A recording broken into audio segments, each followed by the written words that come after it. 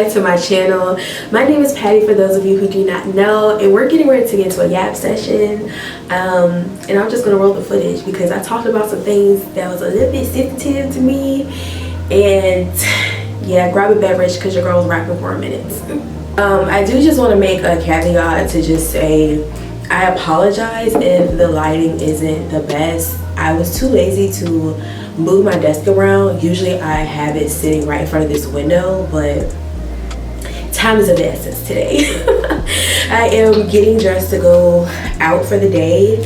I am supporting a friend at an event today, and then I kind of want to run some errands, but like outside. Like I haven't been to a Home Goods or At Home in months, and I just kind of want to walk around. Remember the good old days when I was there like every week. But these videos are pretty much really not about makeup at all. I mean, if you like it, I love that. But it's really just catching up while I do my face. It's a mix of like a life update slash girl talks or man talk. Like, men are welcome. Actually, really and truly, I appreciate when men do watch and comment nicely, respectfully, in the name of Jesus, amen.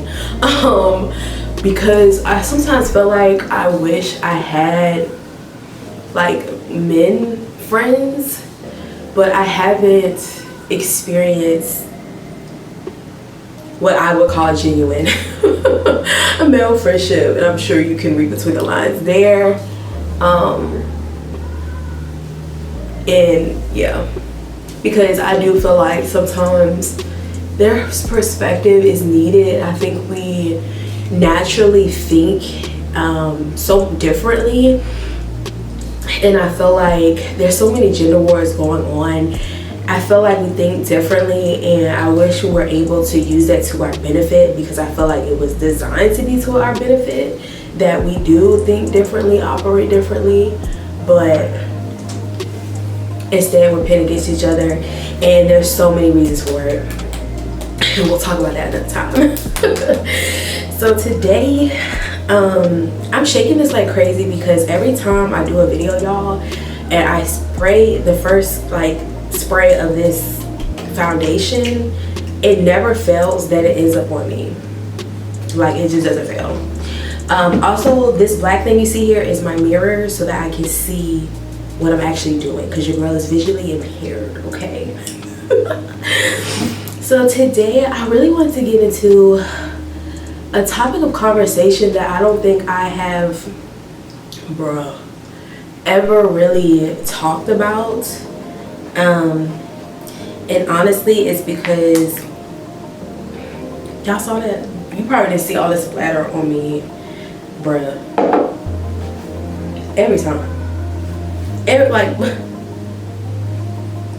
Every single time. It just don't fail. And this is why I always come in here with a robe on, because who about to mess up their real clothes? Anyway, today I really want to talk about a topic of conversation I don't think I've ever really publicly ever talked about, maybe just a little bit, but it has to do with kind of like privilege. And I'm still developing the language, and I feel I use way too much foundation. I feel very nervous. I know sometimes people think I don't get nervous coming on here, even though I've been doing this for years, but it's so easily for your words to be taken out of context. It's so easy for accidentally say something the wrong way, and it comes out in a way that you did not mean. So God, just please help me today that my words do not hurt anybody, that I help to educate people, that other people feel seen and can relate to what I'm saying. In Jesus' name, amen.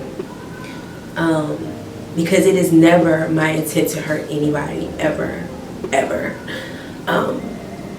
But there was a video I saw yesterday on social media, and I will stitch it on here, but it was essentially talking about financial privilege, and it just brought up all of these feelings I felt like I have had about my childhood and my experiences floating in and out of different social economic environments, and what that has felt like, how that has shaped me as an individual, because y'all, money and privilege, and when I say privilege, I don't always necessarily mean finance, even though financial privilege is clearly puts people at different advantages. It's just that sometimes it's hard to see your own privilege when you haven't had other environments to compare it to. Okay, words, thank you God, help me. And I feel like it's nerve-wracking for me to talk about, because I don't have a lot of people personally that I feel like can fully understand and relate to that experience. And people have often said that I'm not always the most talkative about my feelings or my problems, and it's because of this. So let me stop talking in circles and let's just get into it once I get this hair out my face.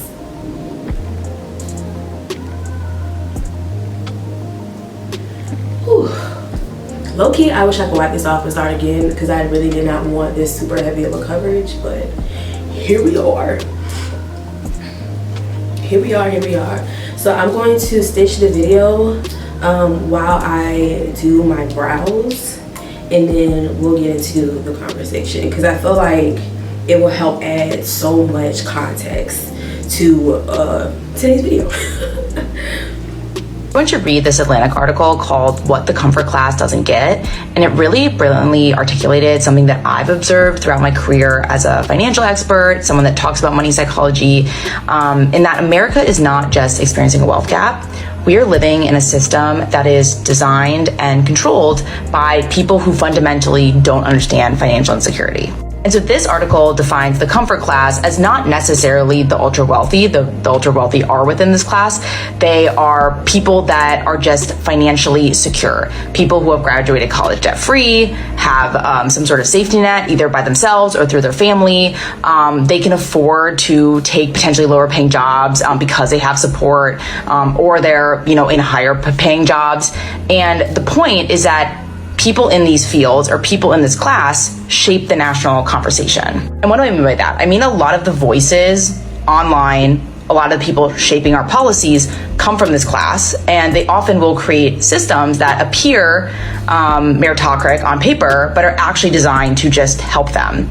And a lot of times they just simply don't understand the needs and desires of people that aren't in the comfort class, because they've never experienced true financial insecurity. You especially see this among financial content creators that kind of do this shame and blame style of, content. They can't comprehend why someone would choose a predatory payday loan, why someone would work 3 jobs instead of finishing their degree, or why they would prioritize a car payment over health insurance. And the resulting policies reflect this disconnect. If you take something like retirement savings, we have built an entire system around 401ks that primarily benefits people in stable, well-benefited jobs. Meanwhile, the actual financial reality for a lot of Americans, which relies on gig work, multiple jobs, caring for family members, is treated as sort of this exception rather than the rule. And this goes into the entire idea of America and the meritocracy, which I won't get into, but it just basically pushes this idea that success is always only a personal choice rather than a potential structural advantage. And it can't be two things at once. And they kind of believe that anyone could follow their path and be successful if they just made better decisions, ignoring the structural inequities that got certain people in the position that they're in. And so the blindness creates a society where financial policies are designed by people who have never experienced financial insecurity for people who live with it daily. Okay, y'all, so what do you think? Drop it down in the comments. Let me know if you agree. Let me know if you don't feel like you can relate, or really if you could relate to what was being said, because I was like, absolutely yes. So background history of my life. So I was born and raised in Richmond, Virginia on the south side. Yes, ma'am, on the south, from the south. Born and raised, literally born on the south side and raised on the south side, period. And I guess how you could say I grew up in a middle-class household, but in a lower economic environment. Richmond is changing like most inner city environments are with the gentrification and all of that, but at that particular time it was very much so, it just felt very white or black in Richmond. Very either you got it or you don't. If you're gonna be with black people, you're gonna be, if you're in those black communities, you're more likely going to be in those lower socioeconomic environments, right? Well, it is what it is, right? And growing up in a two-parent household, I have always been hyper aware of my privilege in comparison to those that I grew up around. And it was sometimes very difficult because sometimes you feel like you don't have a space to really complain or voice your problems because everybody else's problems are greater than yours or so vastly different that it's not appropriate. And I love my hometown. I'm so thankful to my parents for keeping us in that environment because I feel like I have been blessed in a way to see the world and different socioeconomic environments differently had they raised us in an environment with other people on the same wave, if that makes sense. Excuse me. So growing up, I was kind of always told, like, you know, when we go on family vacations, like, you know, don't really, you know, say anything to your friends, you know, you don't want to make them feel bad, you know, a lot of people can't afford to do these things. Like, it was always emphasized to be humble, but to also not be conscious that you could be making other people feel bad, if you know what I'm saying. I have had a purse collection really honestly since I was in middle school, and I'm not talking about like high-end purses, y'all. I mean, y'all remember when like Rockaware, Baby Fat, and all of them was like popping. We was in like middle school, high school, whatever. And my mom has always been great with finances. Like, y'all, the way my mom's math be mathing in her brain is just something I didn't get.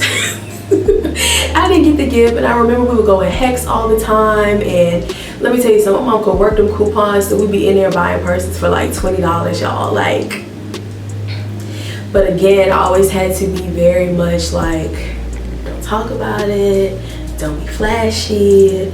You know, we would have our family vacations, and we weren't like going out the country, but we would go places. We would go to New York, we would go to Florida, we would go to Myrtle Beach. Like, we would do stuff, and a lot of my peers weren't able to do those things, which is no knock to them. It's just life, you know. Life be life.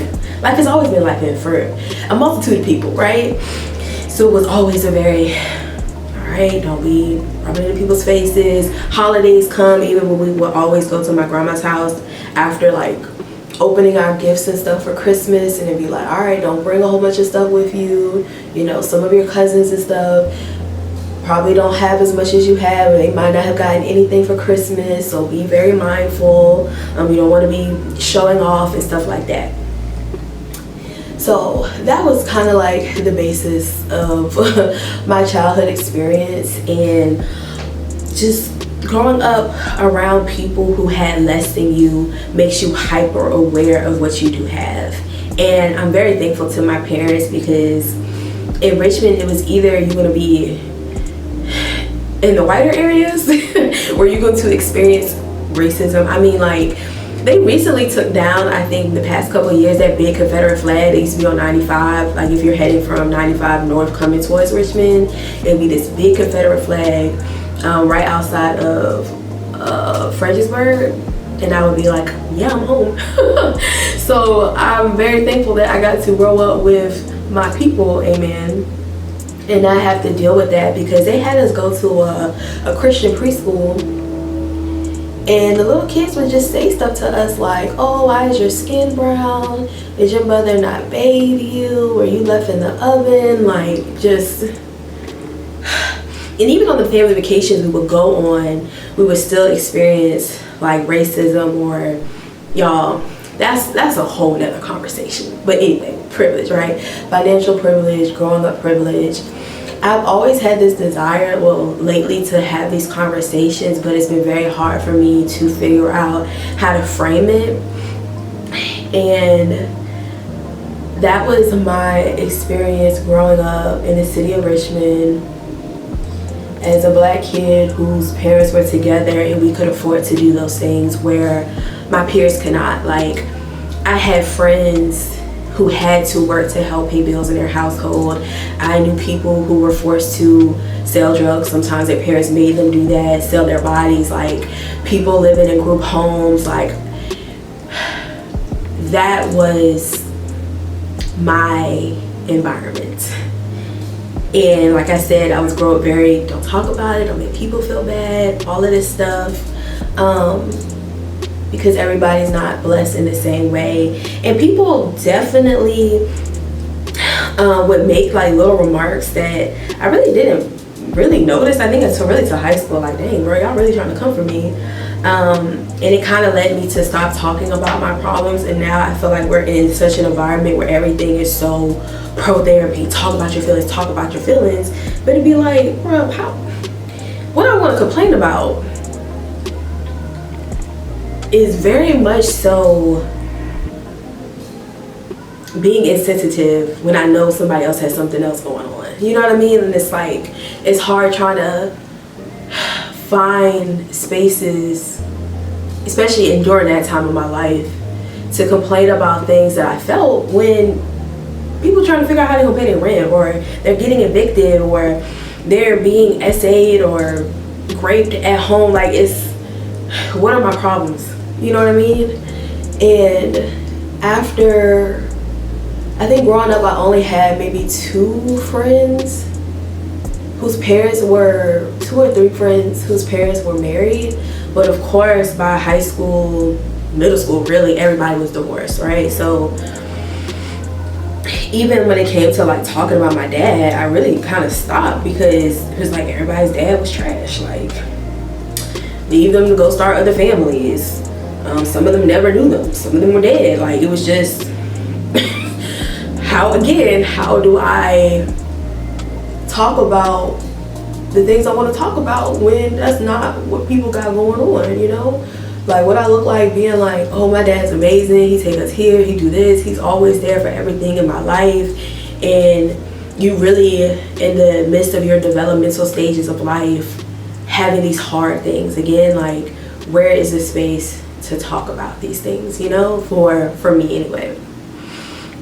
Then I transitioned, like, inner city schools also in Richmond, public schools were predominantly black. I'm saying like 99% black. I could count the amount of white people on one hand, and it could not fill up one entire hand. Like, it was that type of environment. And then I transitioned to go into college, and I went to a PWI, still in Richmond, even though I went to VCU, and a lot of people, VCU is still a PWI, but it's not a PWI like UVA or Tech, William & Mary. Like, it's not that. I would not have survived if it was like that. But I had the most jarring experience of going from being a privileged kid in a lower socioeconomic environment to now going to school with black people who had the same privileges as I did growing up, but did not know that they were privileges because that's all they knew and saw. And it would be like, yeah, I remember just having conversations with random people and being like, oh my gosh, you're not like me, and being like, y'all, it was such a wild experience to go from people calling me white and Oreo all the time growing up, right, to now being around black people who are calling me ghetto and ratchet. Y'all, it was like, what in the world is happening? It was such a jarring experience, and a lot of people, I've talked to them and expressed that like going to VCU was hard for me. One, because that's where you got to see the disparities in education. Like the way I felt like we were taught in my school system that I grew up in was really just to pass standardized tests. And then I'm in class with these kids, I'm like, when did y'all learn this? Like, y'all referencing things that I was never taught. So then feeling like I have to do catch up, then feeling like you go from being the smart, accelerated kid to now feeling like you're behind and not wanting to feel like you're the problem black student. You know what I mean? Like, it was an experience. And then I started at VCU already with college credits, so a lot of my foundation courses I was already ahead of my peers, so I didn't have that bonding experience with a lot of them, to be honest, because they were taking a lot of the foundational courses that I had already had credits for. So then you fast forward to my major, y'all. Majority of the black people that I knew that went to, which I really knew from dorms, that's really how I met the most of the black people, right? Dorms and stuff like that. They all were of one of the few majors, so I started calling them black majors, not saying like that's the only major you could take if you were black, but that's what a lot of them were. So if you was like poli-sci, criminal justice, psychology, social work, and there's one more I'm missing, then you were with a lot of the black people at VCU. If you had a different major, beloveds, where are they? Really and truly, I went from being a business major to end up being a business minor, and I majored in Homeland Security. Y'all, majority of my classmates were older adults, military, and in those classes, I was either the only black person or the only black woman. Yeah, that was an experience. It was an experience. And then meeting these black people, y'all, I was so hype at first because, y'all, I remember calling my sister. She went to A&T. I'm like one of only like 2 out of my whole probably extended family that went to PWIs for undergrad. We're not gonna talk about it, okay? Like, we have family functions and they be talking about the schools and HBCUs. I just exit stage left. Okay, I just exit the room. It's like, girl, who raised you? Like, what? Which was always a dream, but we'll have that conversation another day because there's still some things I'm not yet ready to admit to myself about all of that. So anyway, yeah, so it was a really, really tough experience, y'all. But the best part about it, why I was so elated at first, is because I kept meeting all these black people who also had amazing dads. Like, they grew up in like 2-parent households. And I remember, honestly, y'all, this is so sad. Like, it low-key, high-key makes me really want to cry, actually. I remember being so excited. I called my sister, you know, she was at A&T at the time, and I was like, sissy, I was like, Booby, we're not the only black kids, like, whose parents are together. Like,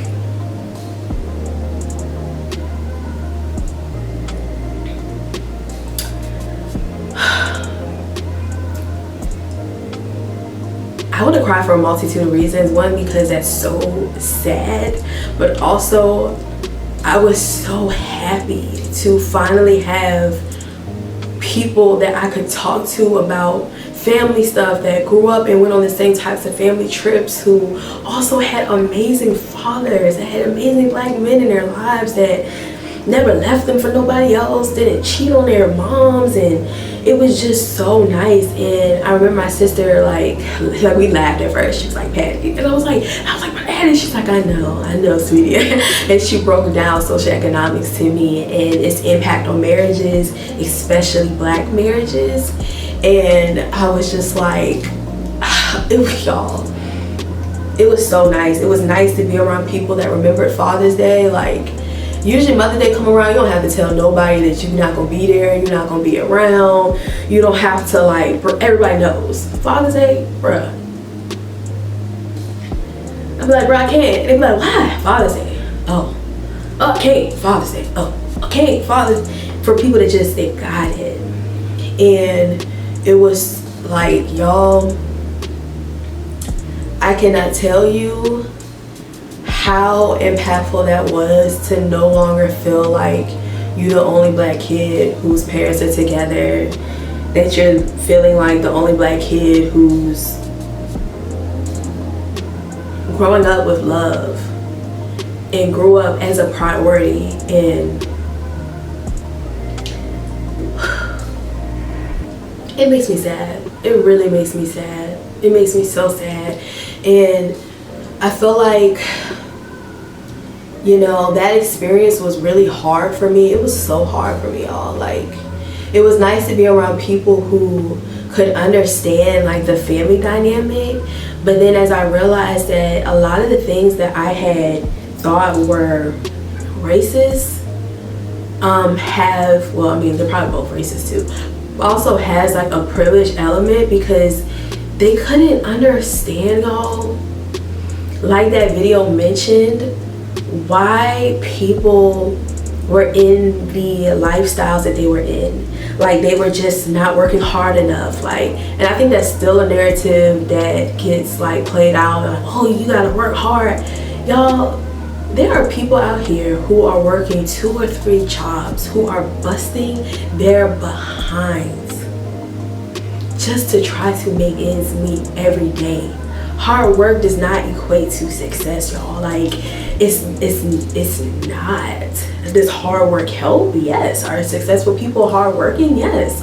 But there are also people who are struggling, and y'all, they could not see that. It would be so frustrating trying to explain that to people. Like, I did have a homegirl that, like, several years after college was like, you know, Patty, I finally get it. It's not as easy to pull yourself up from the bootstraps as I thought. And although I was happy, you know, that she finally got it, at that point it was like, bro, we've been friends for almost a decade before the math was starting to math. Like, I would get so frustrated when people would just not understand. Like, I think everybody is broke or in poverty just because they're not working hard.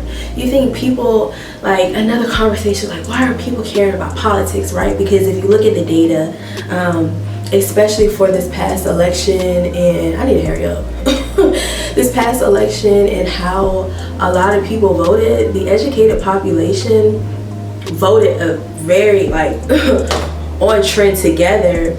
But what people don't understand is, bro, when you fighting for your life, okay, just to survive, you think people care about who the candidate is? Like, they don't understand how that impacts their everyday.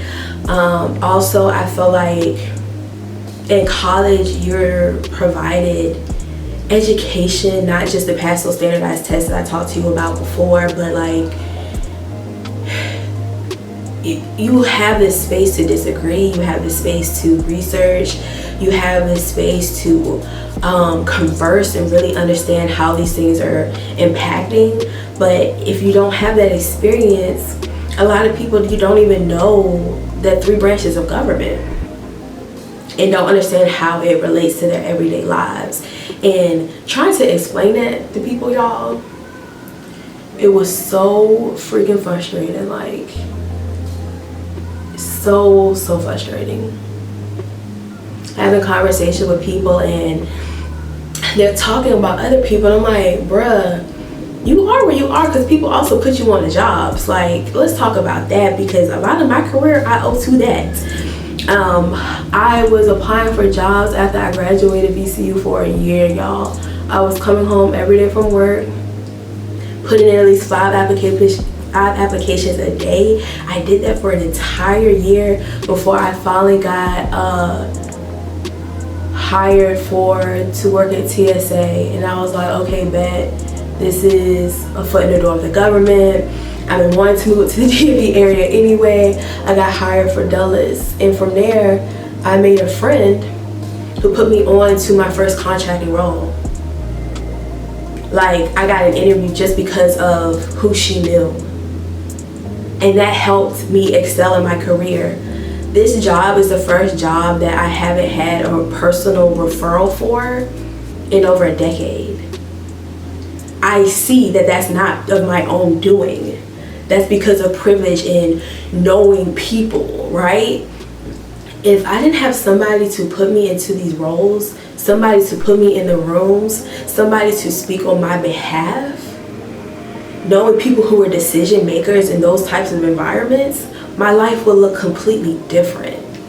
And sometimes people just think like they became successful on their own, and it's like, bruh, you had family members and friends of family members to put you on, right? It's easier to get jobs once you have that experience, but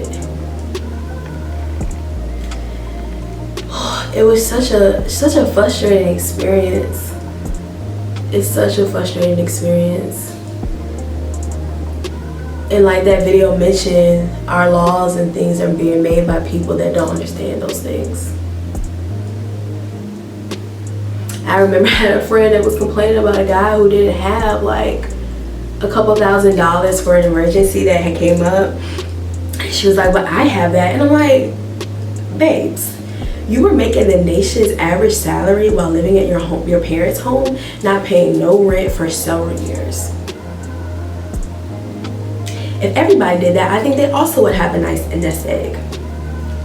Like, in the world, it's just people can't see, and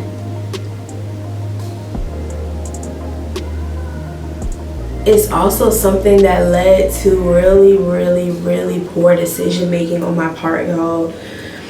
When it came to dating, friendships, y'all, because I always could understand that people were going through hard and difficult circumstances, and I tried and overcompensated to try to make up for it. Honestly, if I'm really keeping a buck with you, majority of my early debt came from helping people. You know, people about to get evicted, about to miss rent, well, let me help. Car messing up, you need help, let me help. You got this bill, and at first it started off as helping, and I also didn't realize that I was becoming an enabler. And then I also realized, like, I was so ignorant. I just never thought people would take advantage of you in that way. Like, you see me, I've helped you in your darkest hours, right? But then you're gonna start using me, like, bruh. People are horrible. People are so horrible in this world, like, and that's why also, y'all, like, this past like couple years has been rough for me, because when you've gone from being the helper and really being the bank, like, I mean, people would start asking me, like, y'all, the amount of times people were asking me for money, it became a trigger, honestly and truly, for non-emergency things. Like, you don't want to wait a week until you get paid, but you want to get your nails done. Why are we talking about this right now? Like, you wait till you get, the audacity. The sheer audacity. And that's also why, like I said, the past like year and getting laid off and stuff had really hit me, because when you go from being the helper, when you go from being the bank essentially for so many people for so many years, to now you being the person that needs help, really. I'm gonna just leave it at that, because we could go into a whole nother conversation about that, because I didn't know how to, I guess, put the mask on myself first, or I just thought, like, if you have any type of excess, you help people. But no. Like, y'all, the amount of money I've given people, of course you think about these things and you get broke, right? You're like, oh my gosh, I did this and I did that and didn't look for nothing back, or bruh.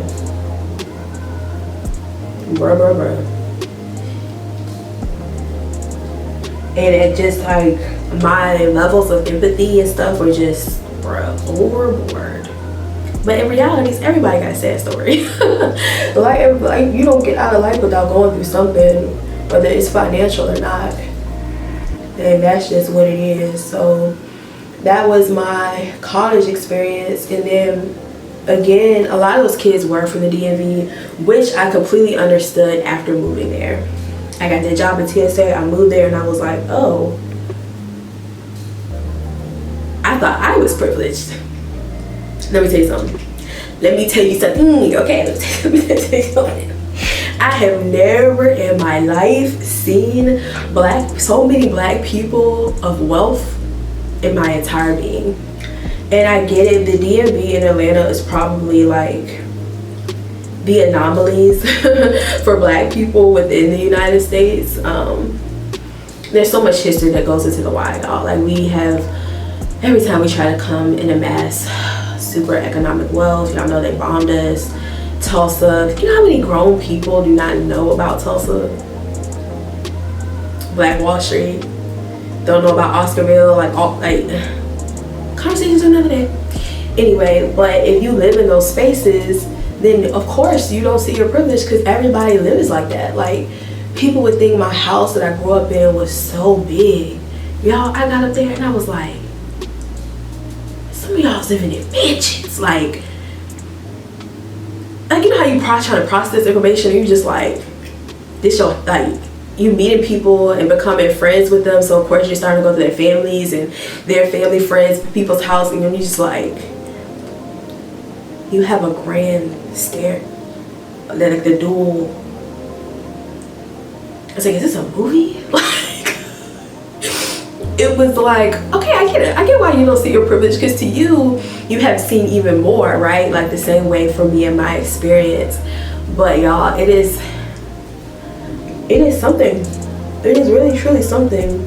And there's so many like mini conversations I want to have around that, because it's also something in the dating sphere I feel like is really, really hard too, because when you have these experiences and you're dating people that don't get it, like, it is very, very difficult. It's difficult. And the other part about it is hard too, is finding spaces where you can complain, because the things that I wanted to complain about sometimes in my childhood would be very tone deaf, right? To complain to certain people. But then as you're growing and you're changing, you're like, I do have problems, but who am I supposed to talk to these problems about? Like trying to find the right people where it's not going to be a tone deaf situation is hard. And even with like this past year with me on this internet talking to y'all about things that I've been going through and trying to be transparent about my feelings, I've still always felt bad, because I do know that I had parents that hold me up. I know that if that wasn't the case, I could have been evicted. I could have been sleeping on people's couches if I had people's couches to sleep on. Like, I know that. And sometimes you just feel bad, because it's like, well, where do you go to complain? You still have problems, but your problems are different.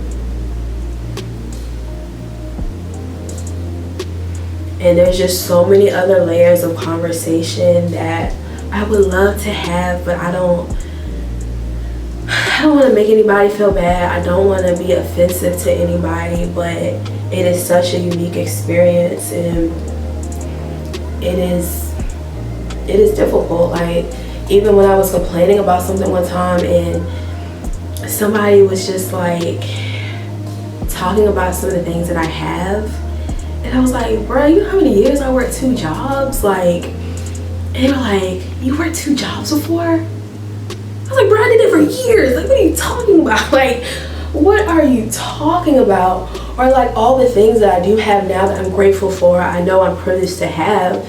This stuff didn't happen overnight. All the stuff I have in my apartment, this furniture, all this stuff, I've been buying for years and building upon for years. Like, it wasn't a wake up and just everything is here. And that's also another thing I feel like it's hard with the social media space, and something that my parents often talk about is my mom always talks about her childhood, and she's just like, it was so happy. Like for Christmas, they used to get a brown paper bag with like apple, like a fruit in it, a walnut, and like a peppermint stick, and they would be ecstatic. Like they would be so excited, y'all. And one of the things my mom would say, she was like, well, they didn't realize that they were poor until they got to college. She was like, everybody around us was in the same position. Like they didn't realize, like, oh, y'all got indoor plumbing, like y'all, like there's other things out here. She was just like, but they were still so happy. And I feel like a part of our society now, it's hard to be happy because you're constantly seeing the things you desire. Sometimes they're out of reach. Sometimes you feel like they're out of reach. And y'all, it's just a whole lot of. It is a whole lot of. And I am thankful for that college experience because it made me comfortable in non-predominantly Black spaces where I do still have a lot of people in my life who are not. And if they're not in predominantly Black spaces, they're very uncomfortable, and I completely understand. There's bigger reasons, underlying reasons for that as well. But it helped me develop those skill sets for my professional career where I can engage in conversation and still find similar values. And that's also why I feel like this world, the US is so bad right now. It's like, y'all, we are so much more alike than we are different. When you take out like the racism and you know what I'm saying, our lived experiences. And it's so sad, really and truly. Y'all, this is taking me forever. I was rabbit tapping.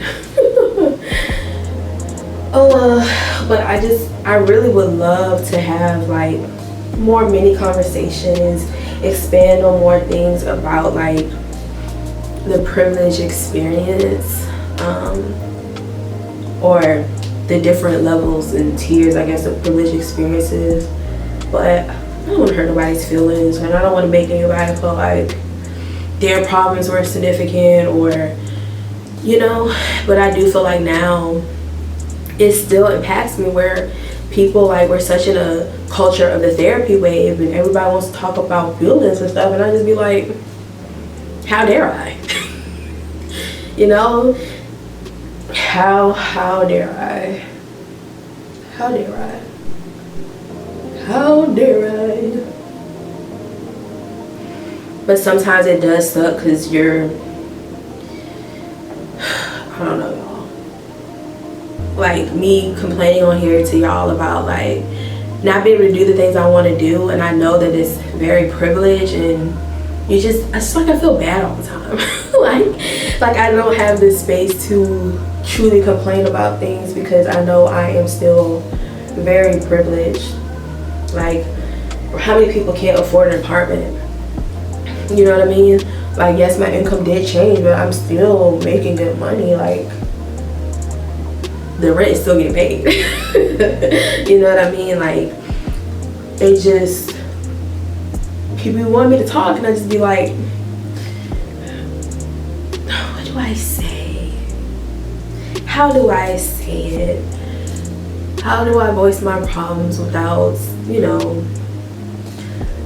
and in the dating sphere, y'all, it was hard too, because I remember like one of my exes, like trying to invite him to family stuff, and he's just like, wow, y'all are like the Huxtables. And I'm like, the Huxtables? But I'm like, for some people, I guess they do feel like that. But like,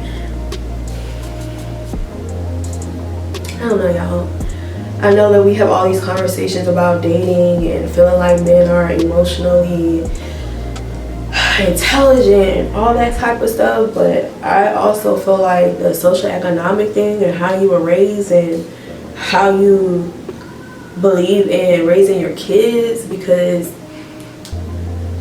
somebody that I was talking to, a guy, he didn't want to have kids, and a lot of his conversations was mainly about finances, and I was just like, he's like, I grew up and I know what it feels like to not be able to afford these things. And I'm like, even if you have the most money in the world, you still need to tell your kids no.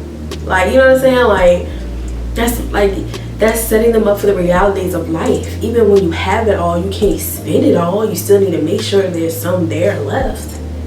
Biggest lesson for you, girl. You feel me? So, yeah.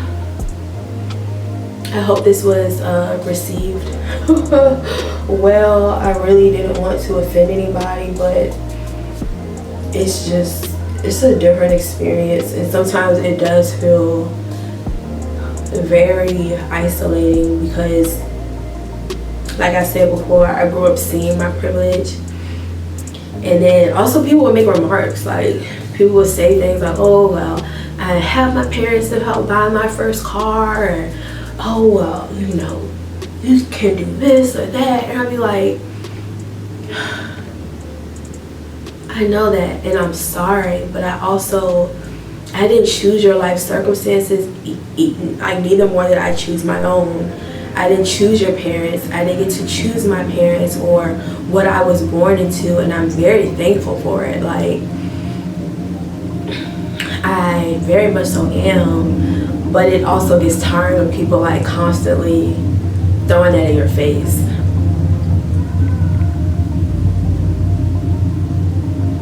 Which does happen. I clock it all the time.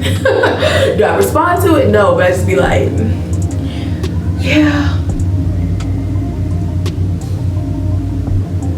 It is hard dating, you know, just in general, even with coming from a loving household and dating people that did not. Y'all, it's hard. I ain't gonna hold you. It is. Now, where are we in the steps? Because I should be done this face by now. Okay, we did the under eye, we powdered it. What we need to do now, let's do some liner. Something else I do want to talk about, let's just jump conversations, is the conversation around people living in Charlotte. There's been a lot of people making content about how they don't like it here, how they feel like it's boring, and I've been thinking about making a video for TikTok especially, and maybe I'll do one here about how to better help people before they move here. Like, I've tried to do that in the past, and I feel like I do have a lot of like content surrounding moving to Charlotte, but it's also not just specifically to Charlotte, anywhere. And I guess I would like people to ponder some things prior to coming here, prior to moving to anywhere, prior to making decisions in general. And the first thing is, like, people often say like Charlotte is so boring, and first conversation is, why are you moving? Like, what is it that you are expecting when you move somewhere? Sorry for that, y'all. It was a motorcycle, like a really loud motorcycle, but a really nice motorcycle. Like, it was nice, and the man on it looked nice. Why do you want to uproot your life? Because sometimes, y'all, are you running for something? Are you running from yourself? Are you in searching for a better quality of a life? Like, are you moving for a job? I'll tell you that I moved here because it's always been my dream and my desire to live outside the country, y'all. Like, it's heavy on my list. But not really so much because I believe another country is better. I want to live a life that is not limited by fear.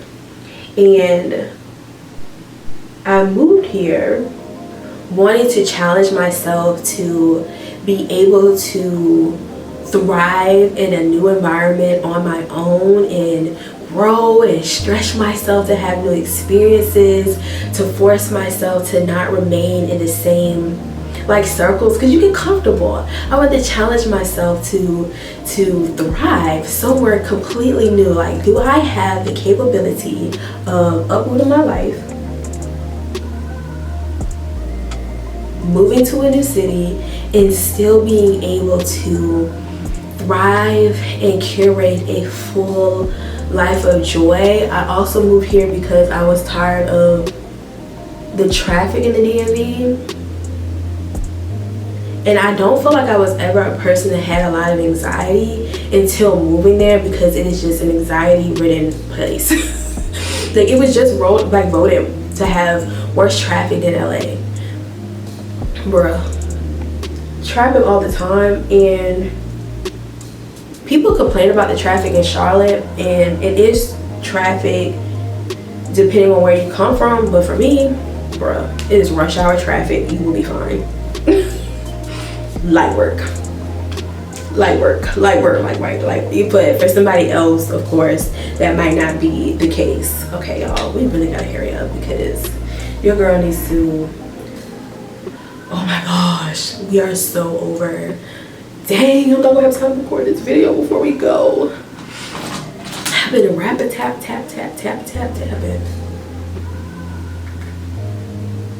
But yeah, why are you moving? The why is important. It's very important, and I think it will help you set your expectations and be honest with yourself. You don't gotta tell nobody the truth of why you're moving. You could feel like you're stuck. You could feel like, you know, you need to be somewhere else. You could feel like you keep falling into the same cycles where you are, but I think we need to be very, very radically honest with yourself about why you desire to move to a new environment. Because if you're not careful, whatever you was running from will still find you here. 110%. Two, when people say Charlotte is boring, I always prefer to ask them what is their definition of fun. Some people be like, oh, the only thing to do here is like party and club, and I'll be like, well, what's fun to you? What's your definition of fun? You need to make a strategy before you move anywhere.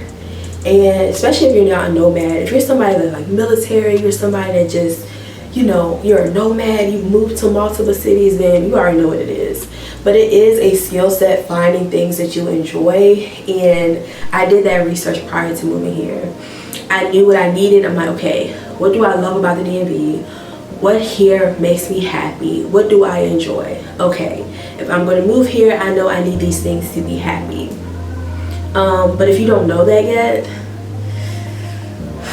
it's going to be a little difficult for you. I'm not going to lie. I'm not going to lie to you. You might find some challenges in figuring that piece of it out. It's not impossible, but the why, you need to know the why. I know we don't want to talk about the why. We might want to admit the why to ourselves, but it is important. It can help, you know, better direct your path. And I'm not saying any of the reasons is wrong, but just figuring it out will help kind of determine and gauge your experience. Two, did you come visit? I believe blind moves are for people who have a lot of experience, traveling, a lot of experience, moving to multiple places. But if you have never done that before, I don't recommend that to anybody. You need to go visit, and not just for lit weekends either. Like, and the only time you had came to Charlotte prior to you know, you saying you was gonna move here was for CIAA, beloved. It is so different visiting a city versus living there. You need to go multiple times. You need to see it during its lit seasons, events, but also just on a regular day. I think we, honestly, y'all, I think the biggest problem is we have destination happiness. And sometimes we think our lives would be better if XYZ, just like people feel like their lives are gonna be better once they get married and have kids. Just like people feel like their lives are gonna, you know, be better once their kids get up out the crib. And they can move how they wanna move when they wanna move. But sometimes I also feel like we gotta learn how to reroute and find out what we can change in our current situations to be better. You might be on a move because there's better job opportunities somewhere. That's a real thing. That is a very real thing. Moving for a career, moving because your significant other got a wonderful promotion or something, but figure out that why. It is going to greatly, greatly help. Figure out what's fun to you. I'm an experience and events kind of girly. I don't like being tired. So I am kind of phasing out of the club. this all together, I just want to say be cute. That's it. I just want to sit, be cute, dress up. I like events, I like activities. Like, y'all, there's so many things here, and there's so many creators in Charlotte, y'all, that have put so much work into trying to tell people where things are. The other issue I feel like is, I'm gonna be honest with y'all, people love TikTok. And to me, TikTok is better for recaps, but not proactively telling you what's coming up. Personal opinion, 90% of the things I find to do are on Instagram and Google. Really and truly, that is where I find majority of the things that I like to do, majority of the things that you see me doing. And then once you find your people that like to do the same things as you, they let you know. Like the event I'm getting ready to go to today, my friend here, she told me about it, and I was like, duh, I'm there. I'll be there. But what is fun to you? The second thing, well, the third thing also, is to take into account that no matter what, y'all, somebody is not gonna like somewhere. I mean, Jesus himself could come and sit on somebody's floor with a duffel bag of $1 million, and somebody would be upset about it. Somebody would be like, oh, a duffel bag? Why couldn't you put it in a roller bag so it'd be easier for me to carry? Somebody would be like, oh, how did you come in here? Did you come in through the window? I don't like people coming in. And I was like, y'all, no matter what, somebody gonna have something negative to say. For real. But also, what have you tried? What have you really tried? Repeat Frienns as an adult is honestly and truly very similar to dating, where it can be very, very difficult. Especially, I just feel like this age range, everybody's going through so many different life changes and stages, and it is difficult, but like, you gotta keep trying. And I'm gonna be really honest with you, y'all. If you are not a person that is comfortable talking to strangers, if you are not a person comfortable going to events by yourself, I think you should really, really, really determine if moving somewhere else is best for you and your personality type, because you have to try. And you have to try repeatedly. And the other conversation I don't feel like people are having is, a lot of us think we are a better friend than we really are. Okay? And I'm gonna just leave that there. But the ability to research and know events, y'all, I really learned that in the DMV from different friends, because there's always something happening in DC. But if you're not plugged in and you don't know where to go to look, you're gonna miss stuff. And I feel like it's the same in Charlotte. And I think people keep forgetting that TikTok is not an American app. So like, whereas Instagram, baby, that algorithm knows I like to be outside, okay? It is always showing me events that are coming up. It's showing me ads for different things, because they know I be clicking on stuff and buying tickets to things. So my algorithm is trained to show me what's happening and what's coming up. TikTok will show you things typically after they happen, but it's not a lot of ads and stuff to show you things proactively. So that's why I also still be heavily on Instagram, because where I find a lot of stuff. And ask yourself, what do you need to be happy? What do you think you need to be happy? And also, y'all, the economy is just changing, okay?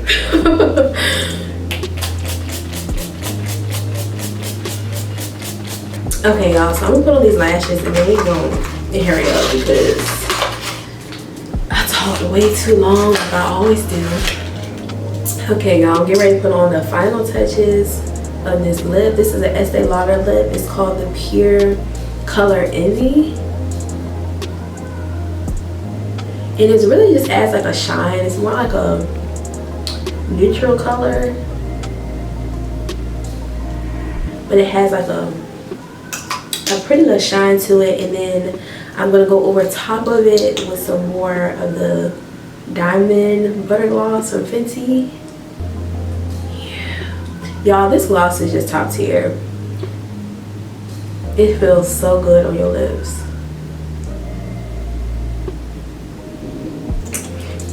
And now I need to hurry up and get my butt out the crib. But thank y'all so much for watching and yapping with me. Again, I really hope I didn't offend anybody by the conversation. If you could relate in any way, definitely let me know. And let me know if this is some more content that you want to talk about those types of things. And I will try my best. But I feel very uncomfortable. I do. I feel very uncomfortable. I feel very much so in my head of just like, oh my gosh, I really hope I didn't offend anybody, because that definitely was not my intention, but it's just more so of my lived experience. And I'm very grateful for my life, for my parents, for my childhood, but it was just something that was on my mind. So if you want more conversations like that, if there's some things you wanted me to expand on, definitely let me know. But your girl gotta get out the door. So thanks so much for watching. I will catch y'all in another video. Bye.